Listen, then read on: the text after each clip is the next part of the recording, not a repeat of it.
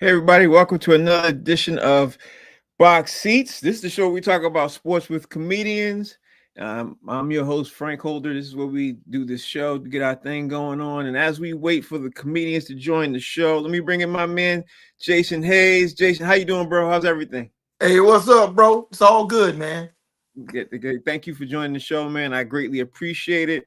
Before we dive in, and as the comics are coming in and everything else, we get ready to add them in. Other people going to join the show. But what was your thoughts on the Super Bowl, bro? Like, what was your initial take on it? Because yesterday I gave some cats their chance to dive in and just say, this is what I think. Give me your take on the Super Bowl overall. Um, Personally, I mean, I told you last week I felt like Philadelphia's a better team. Right. I felt like they would win, but not in that fashion. Right. I didn't expect them to get that kind of pressure on Mahomes all game long and not blitz him at all because the four down lineman is just killing their old lineman. So, and had you told me that Saquon would do what he did and the Eagles would still win, not just win by that margin, but win at all, I was like, nah, man, you're crazy, man. There's no way you can win that game, but it shows that they're a complete team.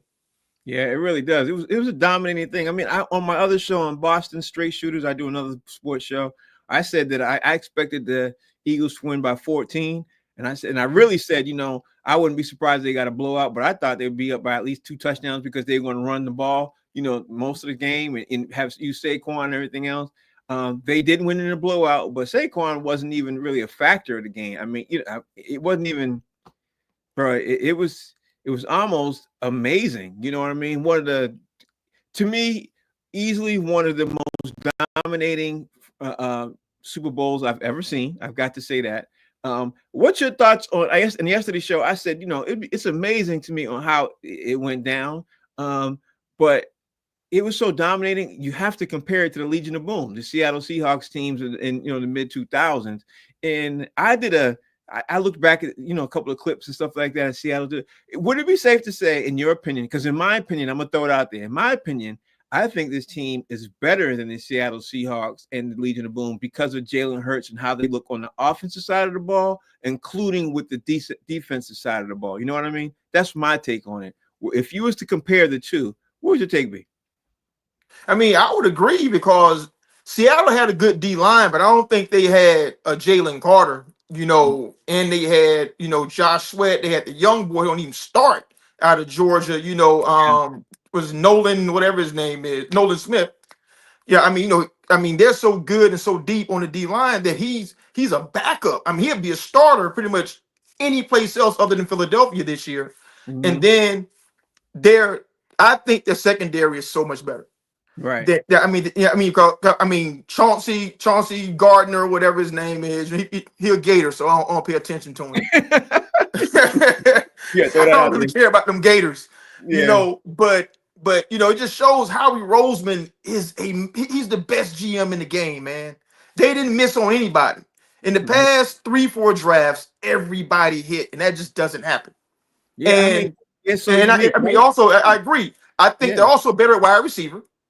I Hmm. think I think Jalen Hurts is a better player than Russell Wilson was, overall, for the system and what they do. So yeah, I mean, I would agree. I think they're a better team than Legion of Boom.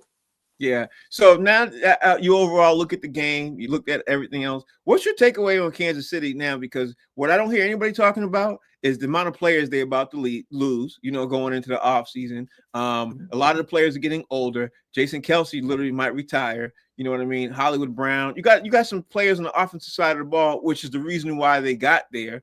In a lot of aspects of it, because of how explosive their offense could be at certain times. You have some players who might not return, and of course, Chris Jones' situation, he might not return either. So I heard today, I don't even know what I was listening to, what I was watching, but I heard somebody say that they could easily see the Kansas City Chiefs being 10-7 next year and just barely getting into the playoffs. And I thought about that. I was like, if certain players don't come back, you know what I mean, and certain players retire, I think that's a solid possibility. You know what I mean? But what's your take on next year's Kansas City Chiefs?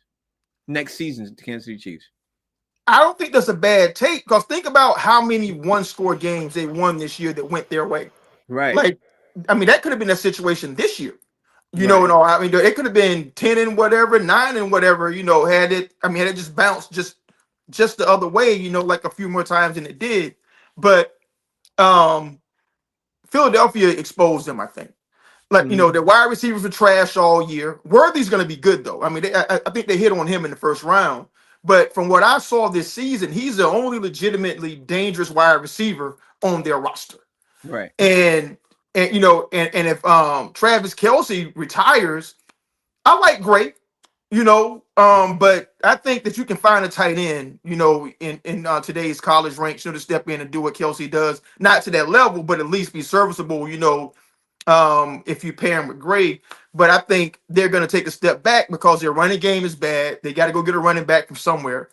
And again, wide receiver was terrible. And I think I told you this. I was like, Philadelphia is so good in the back end that I could not see them beating Philadelphia with the wide receiving roster that they had. Yeah, 100%. Now let's look at this. Kellen Moore is gone from the Eagles. You know what I mean? He goes to the Saints. I got a whole list of things up here of things I wanted to talk about when everybody else jumps in, but I'm gonna start getting with this with you with the Saints because honestly, bro, if you look at the Saints and you look at the Eagles losing the offensive coordinator, like I said on yesterday's show, their offense is so plain. It's not. It's really not a dynamic offense and everything else. You have to. I don't want to say you have to be an idiot because that might be long, but you really have to not know how to be an offensive coordinator for the Eagles not to be back. You know what I mean? Right. Like I think Yeah. that's the crazy thing about it. My man Rodney Perry in the building, getting ready to join the show. Rodney Perry, how you doing, sir? Hello, gentlemen. For the Uh, ride. and of course, Stacy J's in the building. Stacy, thank you for joining the show. Hey, Good Stacey. So, evening, distinguished gentlemen. How are Buenos you? tardes. so Muy bien, ¿y tú? Jason, answer that question. Then I'm gonna circle back with Roddy and Okay. Stacy with the question. Tell me what's your thoughts on them losing their offensive coordinator. Well, you got to remember they made a Super Bowl 2 years ago without Kellen Moore. Right. So Sirianni, I think, I mean, offense is more his thing. So I don't see them falling off offensively. I mean, they have so much talent, man. Sirianni is the constant, so he'll find somebody to plug in, you know, that's gonna probably be more innovative than Kellen Moore, to be honest. So I'm not worried about that. Okay. Rodney Perry is in the building, y'all. You guys know him as a comedian. You guys know him as an actor. You guys know him as he does podcasts. He does everything, but he also talks about sports. So first question I got for Rodney Perry. Luka Doncic made his debut last night in La La Land, the Los Angeles Lakers. I know you saw it, Rodney. I know you saw it because I saw it. I watched it, and one thing I can honestly say is that I like the pairing. I like the pairing. Did you like the pairing, Roddy Perry, with Luka playing with LeBron James? Okay, I'm waiting for him to. Okay, how about you, Stacey J? Did you like the pairing of him with last night? So I didn't see a lot of the game. I saw some highlights and a little bit of the first quarter. I know that the major concern or issue with Luka going to the Lakers with LeBron is who is going to get the ball Right. because they both thoroughly enjoy having ball time. From what I see and understand, there was a Whoa. good sharing of pause. I know. A good sharing of the responsibility of having the basketball Right. on the court. And LeBron's pre-game speech, he told Luka to just do him. Mhm. Like, don't worry about anything else. Do you, be you. We gonna all figure it out. And that is very affirming, especially when you're someone who's such a powerhouse like Luka, and you're just encouraged to kind of do what you do. And I believe he had like 17 points or something Yeah. like. Mm-hmm. He had 17 points. So that was also indicative of them being able to share duties and responsibilities. So I'm actually very optimistic as they continue to share the court and learn more about each other's playing style and grow and develop chemistry. Rodney Perry, I got to say, I didn't expect Luka to pass the ball as much as he did in his first day. It was like they had a great chemistry last night. I don't know if you saw the game. I don't know if you just saw highlights. They had great chemistry last night. And even I got to tip my hat off to Luka Doncic making his debut with the Los Angeles Lakers for the way they had chemistry, the way they moved the ball. What's your take on it, Rodney? I mean, talking about two of the highest IQ guys in the league right now. We Mhm. already know LeBron is a savant, and how about this? Luka is a 25-year-old guy that really plays the ball at a high level. If you can hoop, you can hoop. You know, and you would never not hoop with a guy that's dope. You know, guys that, I mean, if you take it back to the park, you know, you want the best guys on your squad, and these are two of the best guys. So they're gonna definitely figure it out. And I think we just got a glimpse of it last night. They look like just two guys that like to play basketball. They love the game, and it was a great game. I mean, I looked up; they was up like 25 points in the first quarter. It was crazy. Yeah. And they keep saying that Luka don't play defense, but he did enough. Rodney, let me ask you this, man. They did what they did last night, and Utah's not by any means. They're not no super powerhouse in the West. Not at all. Not at all. Yeah, no, they're not. And people are saying y'all Laker fans are getting too excited. But did you look at it like they still were able to move the ball, and they would have been able to get that ball around no matter who they played? Because that's the sense of when I was watching that I got. What was your take? Watching these guys is like watching two legends play. And how about this? They are two legends. And they were balling. They were balling on a high level. They were putting foot in Utah's behind, and it was quite impressive, man. I look forward to seeing how they do against, the Joker and those guys, of course. But man, I mean, as it stands right now, I say the Lakers have won this whole deal, man. Yeah, Jason, last week I was saying I think Dallas is going to win this trade and everything else, but I have to listen. I got to send my submission back, and I got to apologize officially to Rodney Perry on this show called Box Seats, where I said, Rodney, you wrong. I think Rodney Perry, I officially apologize, bro. I think you're right. The Los Angeles Lakers look like they won this trade so far. What's your take on this, man, Jason? What you think? I mean, I still think that Dallas won the trade. I mean, that's one game against a bottom-dwelling Western Conference team. Now I never worried. Even with AD injured. Right. Well, I mean, if them being injured, you're right. I mean, that makes it bad. But if AD were playing right now, you would see that Dallas got the better of the deal, especially over the long haul. And as long as AD comes back, I think it'll be fine, which I'm pretty sure he will. But the issue that I had with Luka is that he's inefficient to me as a scorer. And I was saying, is he going to have to take 30 shots a game to get his points like he did in Dallas? And if he does, that ain't going to work with Bron. Even though Bron's a pass first person, he's not going to be out here shagging rebounds all day for you while your man doing blow-bys. So yeah, Utah is a pretty bad team, though. Jason, I'm sorry to interrupt you, but I got to say this. I thought the same thing you think. Like we literally is simpatico in that. But last night's game, bro, I watched it, and Luka was passing first. You know what I mean? Before he looked at 9 out of 10, he got the ball. When he got the ball, he looked to pass first and then score when he didn't see the option. You know what I mean? It was like a different player. So that's why I'm saying that. What I say. I'm sorry. Go ahead. It's a one game sample, bro. Like his resume says he doesn't do that. Right. You know what I'm saying? That's what the scouting report says. Now if he's gonna alter his game and play like that every game, then maybe they got a chance, to do something special. But even still, I think teams are gonna adjust to make him more of a perimeter player, and then people are gonna notice he's really about a 34% 3-point shooter. So they're gonna do what they do, make adjust. I mean, like, listen, the Lakers would have beat the 96 Bulls last night the way they were playing. You know what I'm saying? So to me, it's just one sample size, and we'll see how it plays out. But Luka has a lot of talent, man. If he plays like that, sky's the limit for them. And you know what, Stacey? What's crazy about this is the Mark Williams trade might get rescinded. The Lakers might end up with him overall back again because of what I read earlier today.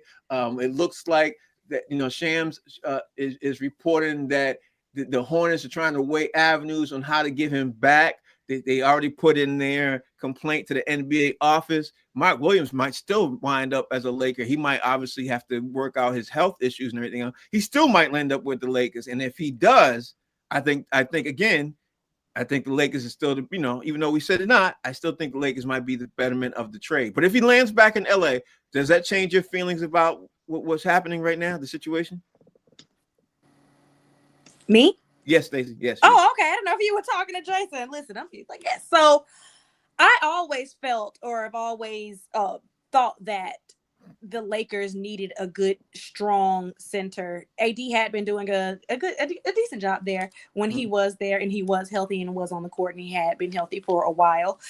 In that trade where he was sent to Dallas, they needed to supplement that. So I feel like implementing Mark Williams back there will help them with that and put them over the edge. They're in a different position this year overall, even with the adding JJ Redick as the coach. And that was coaching was a big issue for them before now too. So I think all of those elements together, especially now with Luka being dispelling the rumors of how he would fit in with the team and everything. Of course, as you said, the more that you play, the more that you're going to get to learn each other. And that also means if they lose a game or two, to give them time, because, people are going to be ready to say, see, this wasn't going to work. This wasn't going to work as soon as you lose a game or two, but they're still learning each other. So I feel if they get that piece, that will definitely put them over the edge and make them super contenders. But I think that they're pretty good now. Rodney Perry, the situation is fluid right now. I'm reading right now that ESPN is reporting as of Monday night, the Hornets are weighing their issues to challenge the Lakers' evaluation process and to find an alternative resolution with the league. And it's unclear of what they can do and what the league offers can do. If Mark Williams lands back in LA, what's your thoughts with him there, or what's your thoughts if he's not there? Or is it the same? I mean, this kid, Jackson Hayes, looked great last night. Luka was getting the ball. He's a 7-footer. He's maybe not a legitimate center because this cat out in Charlotte.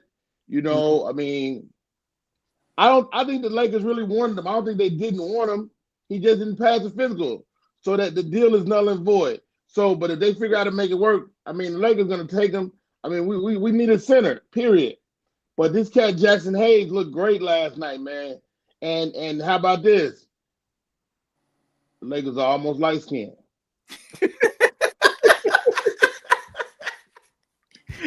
I knew he was gonna come through with something. That's my man Rodney Perry, y'all. I knew he was gonna come through something. Y'all want to jump in on the show, like my man Dernis Fuller is saying back there. He said AD did better in his first game than Luka, and he got hurt. That's what he's saying. And the funny thing is, Jay, you could literally say that too. You could say AD's first game was better until he got hurt. I mean, you could. No. AD was on fire. AD had a great game. He was. I don't know if he was better than Luka because he didn't get hurt.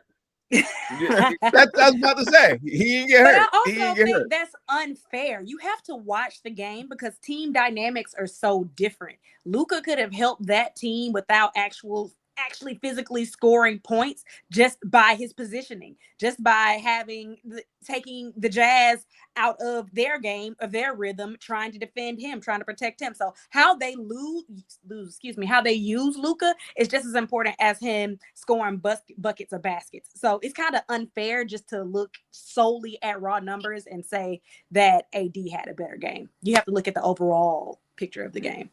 Jason, you want to add on that? No, I mean, AD is just a way more versatile player than Luka is, and between the two players, I'd rather have AD.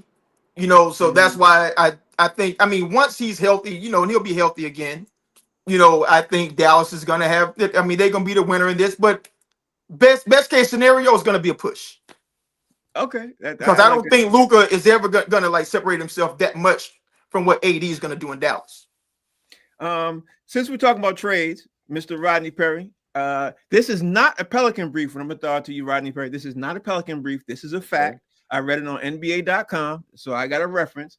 The Minnesota Timberwolves was this close from landing Kevin Durant, and word is, according to NBA.com, they still might in the offseason. So he might play with Ant-Man by the beginning of next season. So are you liking what you're hearing about Kevin Durant landing? Because Phoenix seems like they're definitely going to trade Kevin Durant. They got to get up from that contract. They're getting overloaded with those contracts. Obviously, the Bradley Beal contract is a situation for them. Devin Booker's contract is a situation, and Kevin Durant is probably one of the situations they definitely want to get out of. But you like that, man, Kevin Durant playing with Ant-Man? I mean, yes and no. I mean, I like KD. I like Ant-Man. I like Minnesota, but I'm not a big fan of these small market teams, man. I Mhm. mean, Minnesota, the NBA is trying to make these other places that's not New York, that's not LA, into some viable teams. But how about this? You still don't give a damn about Minnesota. Yeah, I don't care. I don't. Who? When last time you see Ant-Man play? You didn't even get to see the man play. He up in Minnesota. It's the geography of it all for me. If I was KD, I'd stay the hell out of there, man. I don't think KD got a choice though, but I think he's gonna get traded. But yeah, I mean, maybe you're right. Maybe he could off the trade. I gotta dive into it. Stacey, do you like the idea of KD landing up and playing with in Minnesota? Because he did not want to play. He nixed the deal to go to Golden State. Didn't want to do that. Didn't want to go back. But he's for the deal to go to Minnesota. Spinning the block is almost always a bad idea. So I get that. Let's leave that. Let's leave that back in 2024. But KD is definitely not a small market player, as Rodney pointed out. Does he have benefits of going to play in Minnesota? Maybe a little bit, but I don't like it too much. And I already had a good feeling that he was going to go somewhere because of what Phoenix had to give up to get KD. He had like a year or two window to try to get them where they were going to go before they tried to make moves to try to reclaim back some of their money and their time. And the clock is ticking on AD too. So the next place that AD goes, it has to be almost a lock for him to get a championship in the next 1 or 2 years. And Golden State is on its way out. They are about to be in a rebuild too. So I can definitely see why that wouldn't have been an attractive situation for him to go to. Jason, are you liking the situation that you're hearing about Kevin Durant to Minnesota, Kevin Durant to just basically Kevin Durant leaving Phoenix? Because I think he's that one player. If he goes to the right team, I think he can help that team go over the top. I just don't think it's Minnesota myself personally. What's your take on that? I mean, KD is going to ball no matter where he goes. I mean, he's just that good. But I wouldn't mind seeing him in Minnesota, pairing him with Ant-Man. I mean, that creates some problems, for the team that's trying to defend them. Yeah. But also, to piggyback what Rodney said earlier about small markets. Listen, he took OKC to the finals. Right. So stars are stars, and so if you balling and you winning, and you are somebody that fans are going to pay attention to, then you're going to get slotted. They're going to find a night to show you a lot because the eyeballs are going to be on you. So with him and Ant-Man, I mean, they could change the whole narrative, but they need everything, to be. I mean, they need all their teams to be valuable and all this stuff. So, but I would love to see it personally because so you don't think where else can Anthony he go? Edwards is electric enough to get eyes on him to get time slots? Oh yeah. You don't think he's good enough by himself? Who? Ant-Man? Anthony, yeah. No, nah. I mean, you got to win. I mean, if you're not winning, and Ant-Man's having a hard time with double teams. Yeah, he's having a hard time with double teams. He even told everybody his weakness, and now everybody's doing it to him. And ever since he started talking about double teams, Stacey, he's been facing double teams almost 80% more than he was beforehand. Like, I don't even know why he would say something like that. That was crazy. Let me switch gears and throw Rodney Perry up in here first, because Rodney Perry, I'm going to switch gears, talk about, I'm going to jump back into the NBA and the NFL in a second, but I want to stop for a second because news came up 2 hours ago, maybe 3 hours ago, that Kevin Hart is going to be the on-court MC for the NBA All-Star Game. And listen, I love Kevin Hart. You love Kevin Hart. I don't know if I like the idea of an on-court MC during the All-Star Game. That's what they're going to. You know how they do with the celebrity with the annual tournament. The spot where they had the woman, the lady spot that they have now. No, he's not doing that. He's not a sideline reporter. Okay. He's going to be the on-court MC, like how they do the N1 basketball tournaments. How they were doing, how they have people on the court, talking trash. While they're changing it up by putting first time ever NBA's putting an MC on court. My man Stack Nova's in the building. Stack for the All-Star game. For the NBA All-Star game. Yep. Yeah. You like it? I don't hate it. I mean, Kevin's got a long career with the NBA over the last decade or so, playing in the celebrity game, things of that nature. And I think they're doing away with the celebrity game. So what better way to infuse some celebrity, some actor or comedian? I think it kind of makes sense. And Kevin has proven himself with Charles and those guys. He's proven himself, many times, on that stage to be able to hold his own with big time athletes. And he's little. He don't take up a lot of space. He won't be in the way. That's cute. It's Stacey, what's your thought on it? Because I don't think it's like an and one game. You know what I mean? I don't think it's, and I know what they're doing. I just don't think it's an and one game. You know what I mean? It's not, but we have discussed many times about how the NBA All-Star game in its entirety is a dying asset. Yeah. They need to try whatever it is they can try to revive it, to try to get eyes on this game, to get people to care again. Doesn't make complete sense when it's an actual professional basketball game and not a celebrity game. No. Do I hate it? No. If it's going to, you have to go out kicking and screaming or try whatever you can to do what you need to do in order to get things done sometimes. So if that's just what they came up with, then I wish them the best of luck with it.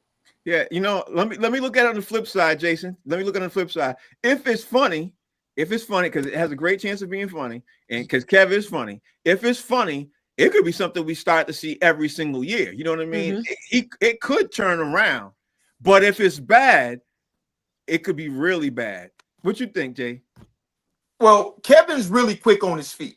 So I can see him being very good at it. And we also know from the N1 mixtapes, it's a formula that can work if you got the right person doing the commentating. So I think that brings a whole different element to it because he's talking trash and making fun of players, and they still got to focus and all this stuff. I think it can work. And I think Kevin's an excellent choice to see if it can work. And if it doesn't, then you move on to the next thing, just the way it works. Stack's in the building, y'all. Stack's in the building. Stack, I'm going to throw this out there. You tell me what you think.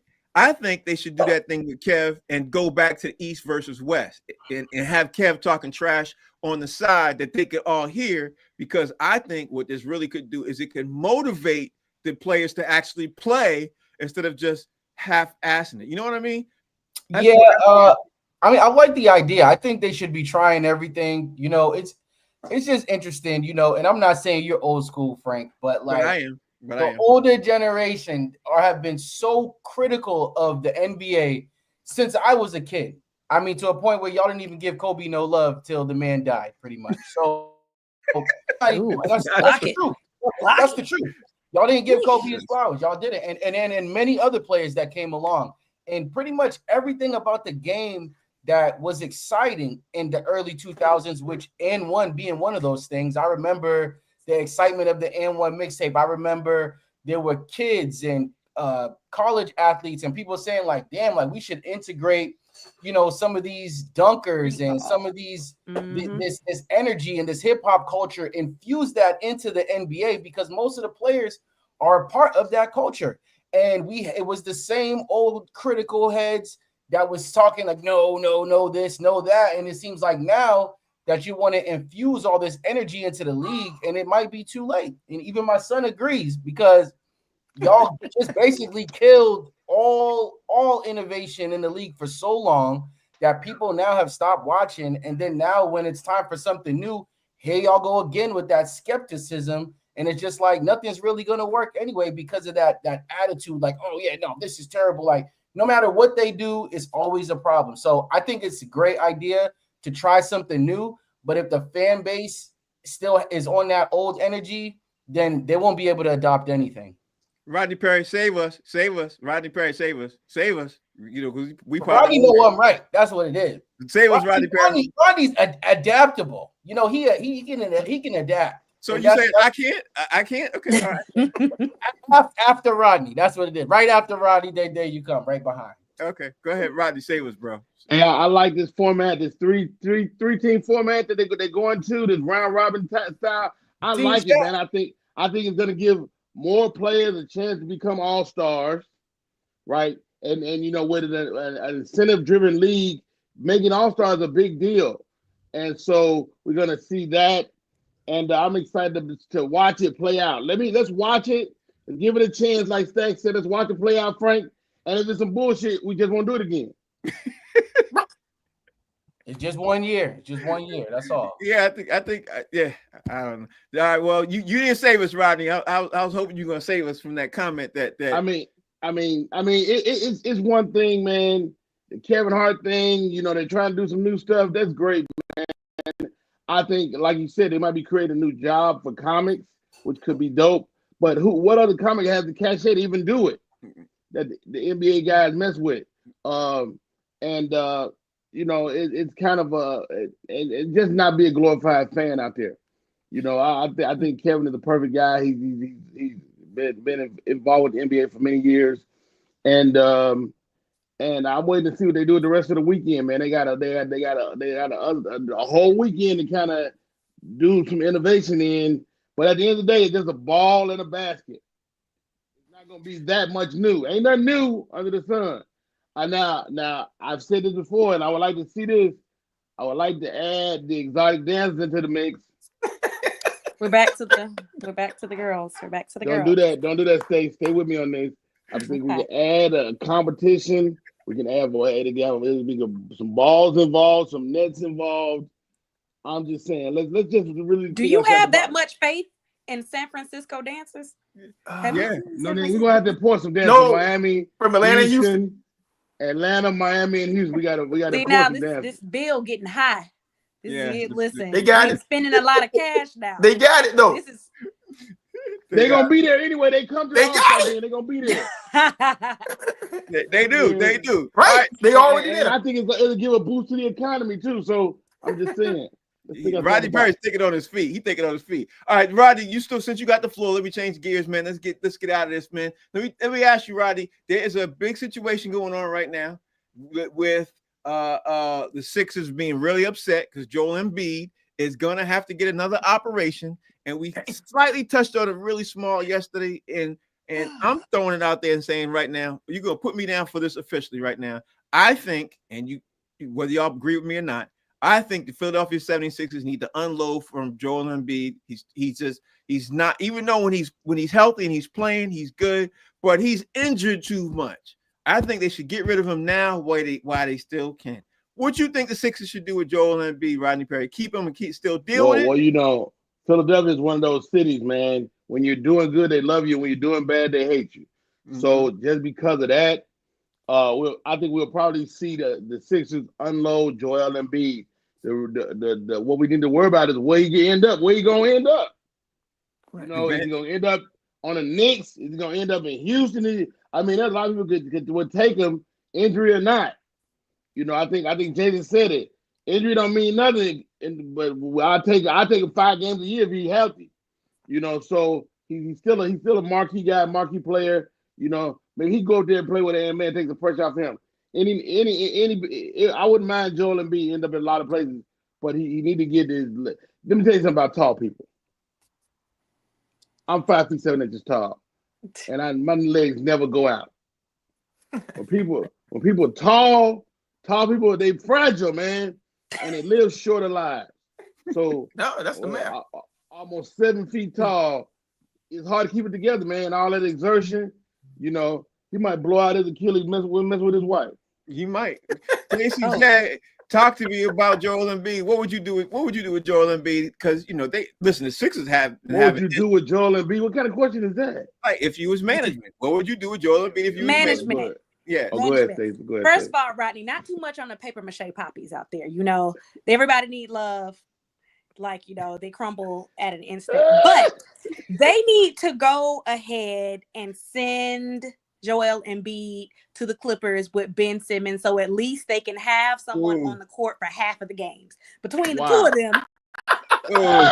With Kawhi, with Kawhi, there you go. We just Kawhi stay hurt. Kawhi just hurt his just now. Between the three of them, and they will get one good player if they combined all of them.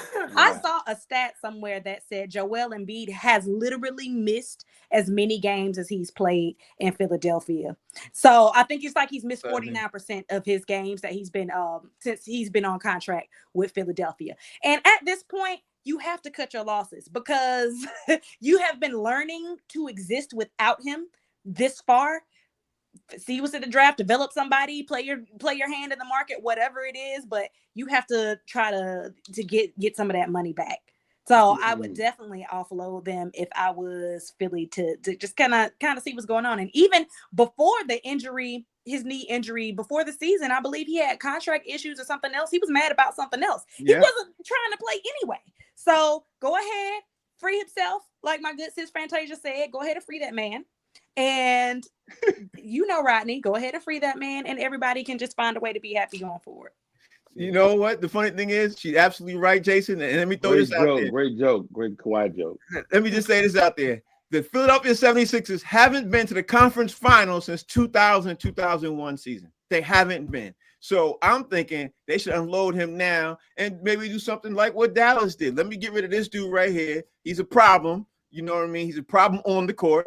He's a problem when we negotiate, and he can't stay healthy. And somebody will give me a king's ransom for him. That's what I'm thinking they should do. What you think, Jason? Listen, if you can get something for him, I would take it at this point because I don't think they're going to go any place. I don't think that the players around him are good enough, for him to do anything. You're going to have to pay him again pretty shortly. And if you can get off of him, and like get something in return, whether it's picks or some young players, then I would say take the deal. Like Charlotte, someplace like that, who got high draft picks and they just want to sell tickets. What do you care if he wins or not? You just want him off your books at this point. Mm-hmm. Yeah, you really do. Stack, give me your thought process on Joel Embiid. What would you do? Last one, and then I gotta go. But okay. I would let Joel go. I would recover the funds. Dude doesn't play enough. Put him on a contender. Put him on a team where they'll have a chance to win, and he can maybe sit out the first 3 quarters of the season and then just play in the playoffs. I think that's just realistic at this point in his career. Otherwise, we're looking at another Greg Oden situation. Wow. Thank you for joining the show, Stack. Appreciate you. Stack. All right, y'all. That's Stack. He obviously got to handle his business. So let me switch gears and throw it out there, man. I'm gonna switch gears completely. I'm gonna jump into the NFL because there's some news jumping off in the NFL. I touched on it yesterday. I wanted to make sure we got it in today. Deebo Samuel wants out. He wants to make sure he gets a trade, and he wants to go to the AFC side of things. That's going on what the rumors are sitting out there saying that what he wants to do. So if Deebo Samuel goes out and he leaves, where you see him landing at, Rodney Perry? Where would you like to see him landing at? Because the rumors are out there now. Guess what team he's talking to? Guess what team? People are trying to match him up with Patrick Mahomes and the Kansas City Chiefs. No surprise there. What's your take on this, Rodney Perry?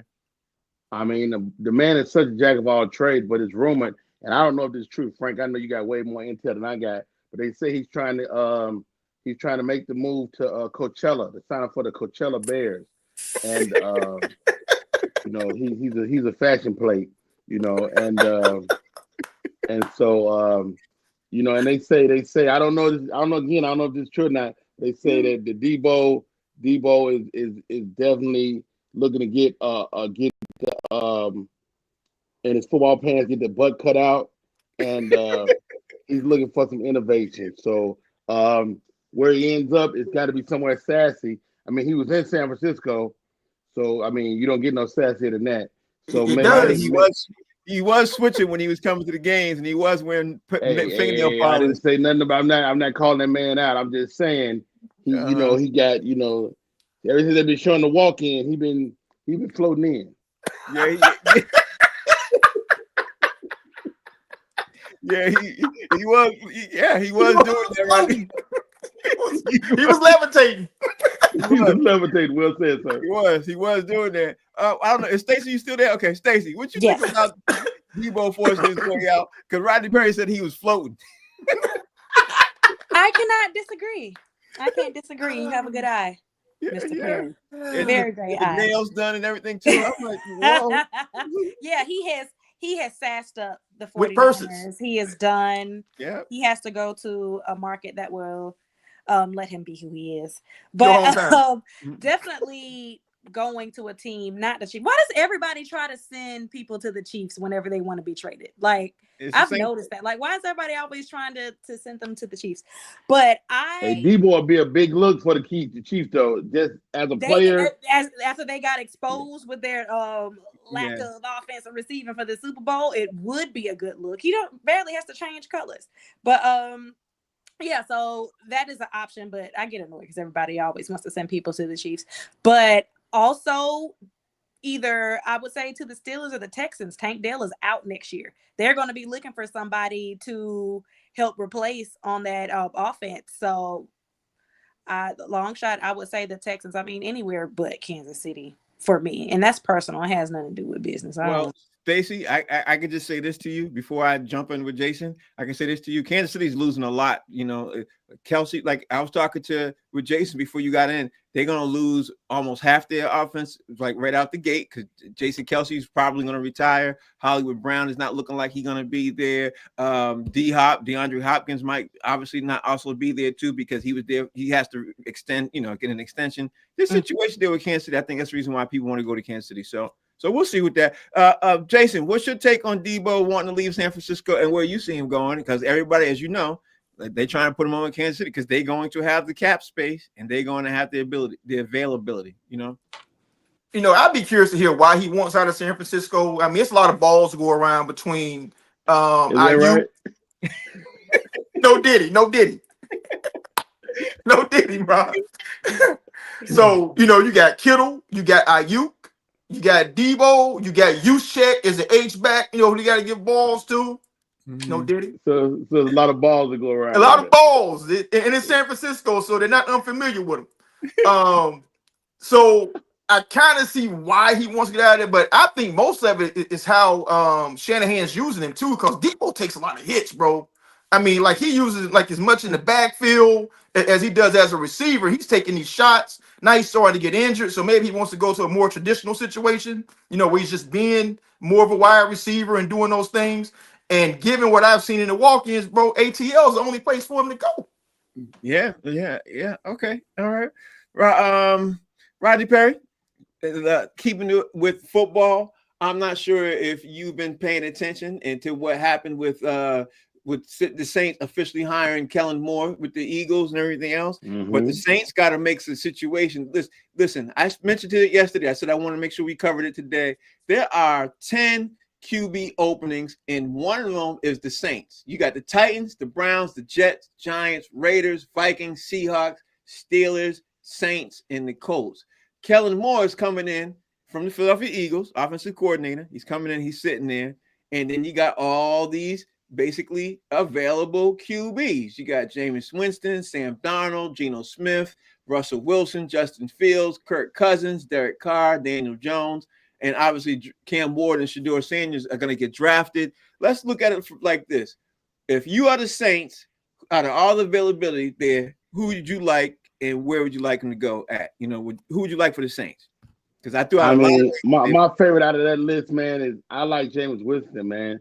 I mean, he's a pick heavy, but so was Brett Favre.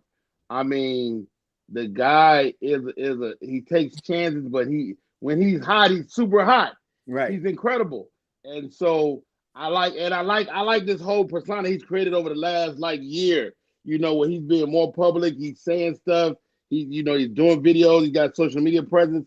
I like Jameis Winston, and I think he could really shine in the Saints organization. And he got LASIK surgery, so he's throwing less picks than he used to throw. Mm-hmm. Yeah, he is. He definitely is. All right, so Stacey, my question for you is, where would you like to see Aaron Rodgers go? Because Aaron Rodgers, like I said, you got Titans, Browns, Jets, Giants, Raiders, Vikings, Seahawks, Steelers, Saints, Colts. That's a lot of teams right there. But Aaron Rodgers is available, and he said he's out from the New York Jets. He wants to play for a team that contend, that can win. Get him up there. What's your take? You said Titans, Browns. Read that list again. Yes, ma'am. It's the Titans, the Browns. Obviously, he's not going back to the Jets. Mm-hmm. Giants, Raiders, Vikings, Seahawks, Steelers, Saints, or the Colts. My pick is honestly for Aaron Rodgers. I think personally, he's probably the best fit for the Vikings. You know what I mean? Imagine the Vikings offense instead of with Sam Darnold. Now you got Aaron Rodgers. You know what I mean? That's my think is the best fit for him. The only thing is Aaron Rodgers is not going to be happy being number 2 to anybody, and the Vikings are really sold on JJ McCarthy. He was out, of course, last season because he had an injury, and they want to really invest in him and give him the opportunity to do what they are trying to pay him to do. So Aaron Rodgers would be a number 2 in Minnesota. So that is why I wouldn't necessarily say that. If he says he seriously wants to be a contender, I would think that Seattle would probably be his best bet to go to be a contender. It's very interesting because we know that he is known to go into places and uproot everything because he has to have his way. So the best fit for him would be an organization that would just let him come in and have his way and be a GM. So it's kind of hard to answer. My other team would be actually the Giants. I feel like they have been, oh no, y'all hate it, the Giants, but stay in New York, go across the street, and just see the Giants have had a host of issues. They got rid of Daniel Jones finally. They invested too many years into him, and Aaron Rodgers probably has a year or 2 more at best. If it works, great. If it doesn't, whatever. The Giants are in the midst of kind of like a rebuild, and they have a lot of talent there that they don't need to waste. So that's why I say the Giants. Which is a good pick, because if the Giants draft Cam Ward, which everybody thinks they might, or Shador Sr., everybody thinks they might, now Aaron can start and then get them there. I mean, yeah, he could. Correct. The Giants is not about to draft no black dude. Tell them again, Rodney. They never did that. They never did it. They would get an old Aaron Rodgers before they got a black dude. I bet that. We'll see. Okay, now my question to you, Jason, is you got Russell Wilson sitting out there, and he's sitting out there, and people are thinking that he might not go back to the Steelers because Steelers look like they're going to probably move on with Justin Fields. So Russell Wilson will be out there. Where you see Russell Wilson land if the Steelers move on and stick with Justin Fields? Where you see him landing at? And I'll give you the teams again. Do you need me to give you the teams again, or you? No, that's okay. You know, because when it comes to Russell, I'm gonna throw in a basketball analogy. You ever heard somebody say sometimes you open for a reason? Yeah. Right. He's available for a reason. Yeah. Right. Wow. So I mean, he's not terrible, man. But if you're really trying to win, then you don't want Russ. But if you're just trying, to kind of get like a bridge quarterback, or you're trying to figure out a way, to win some games and sell some tickets, so the fan base doesn't vacate you, then he's your guy. But I think Russ is past elite status, because this past season showed that when Pittsburgh needed him the most, he couldn't do anything. So I don't see him landing anywhere of any kind of significance, to be honest. Okay. All right. Rodney Perry, what happens to Daniel Jones, bro? Because Daniel Jones doesn't look good no more, and he looked like he's gonna be sitting out there. He never looked good. Yeah, You're right, Stacey. You're right. Well, where you think Daniel Jones going at? Because Daniel Jones is supposed to be highly touted. Look, Daniel Jones and Sam Darnold are two guys. If you ask me, even though Sam Darnold kind of, He's better. He got better last year by being with Minnesota, and I'm sitting there saying, okay, well, he did do something. Daniel Jones ain't never showed me nothing, but he's still gonna get another chance. So where you see him landing at, Rodney? I noticed you like to always bring up Sam Darnold name. Even we're not even talking about him. He just bring him up out of nowhere. Because he did good last year. He did good with Minnesota. He did good. He played well. Yeah. But he played well till we found out he was immobile. Yeah. And then all of a sudden he was a big old pile of standing there Caucasian dookie. Well, at least I didn't bring up Kirk Cousins. I always bring up Kirk Cousins. My God. I knew that's the other one. Okay. Yeah. I apologize. I thought we were going to escape this conversation without talking about. I apologize. I'm sorry. Daniel Jones, maybe the Raiders. Maybe go out there. He's a good QB, and he's the type of guy that Tom Brady would like. And I think that's kind of in a nutshell, man. I'm not a big Daniel Jones fan, but he's one of those guys that hang around 20 years in the league, just get job after job after job. It's a reason he open. It's a reason he open. All right, so Stacey, the quarterback I'm throwing out to you is, where do you think Shador Sanders is going to land? Because obviously he's going to get drafted, you know what I mean? And where he comes, wherever he comes, you have a great chance of his daddy following him too. You know what I mean? Prime time looked like he might follow. Where do you see him landing at? Because everybody's saying right now that he might get landed on the Titans. You know what I mean? People are picking him to be on the Titans, and I'm not mad at that pick. I'm not mad at that. Where you think he can land at? First, that's very interesting to me because Prime was very adamant about not wanting to coach in the NFL. Mm-hmm. And now it's rumored that he is changing his tune. I knew that that whole him going to the Cowboys was not a real thing. Him and Jerry would not get along. But Shedeur to the Titans, I don't hate it. The Titans need a whole lot. That package deal would be kind of good for them. I honestly don't hate him going to New Orleans either.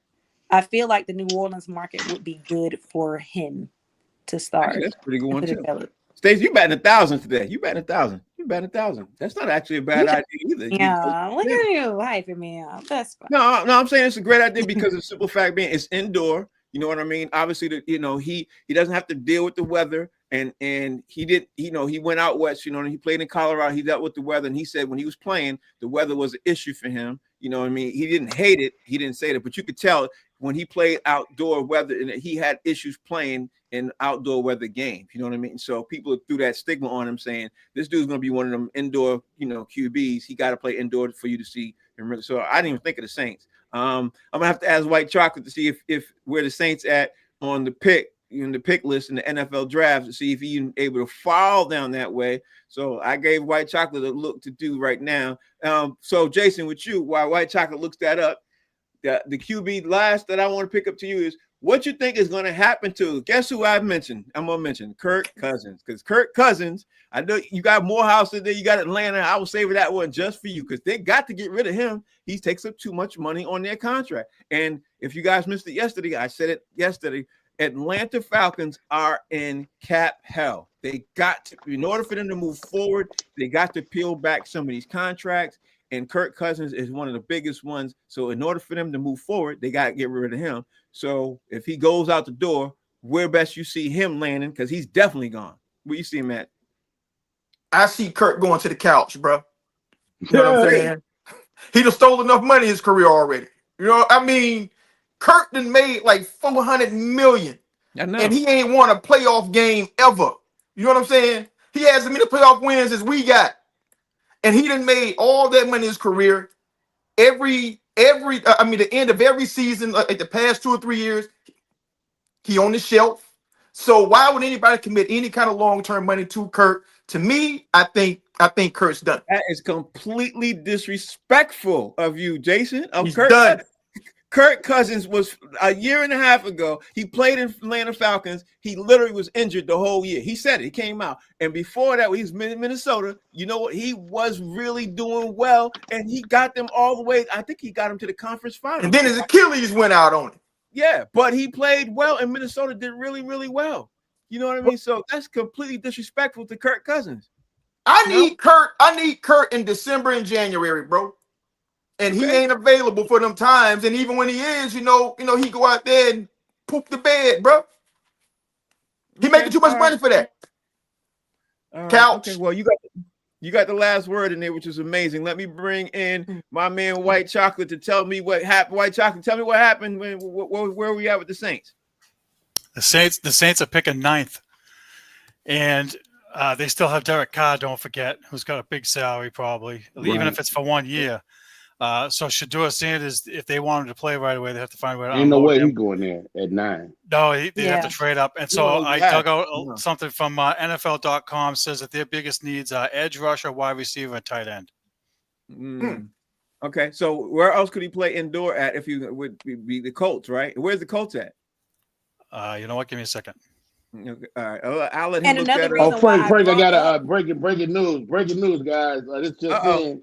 It looks like wow, this is crazy. It's like Debo Samuel is changing his name to Shedeur. He feels like it's more conducive to the route he's going. Thank you, guys. Thank you for the breaking news, Rodney Perry. I knew he was going to say something. It just came in off the wire. It came off the wire. Hot off the press. Hot off the press. White Chocolate, you see anything? up there? Looks like the Colts don't have a first round pick this year. Okay, there it is. Who did they give it away to?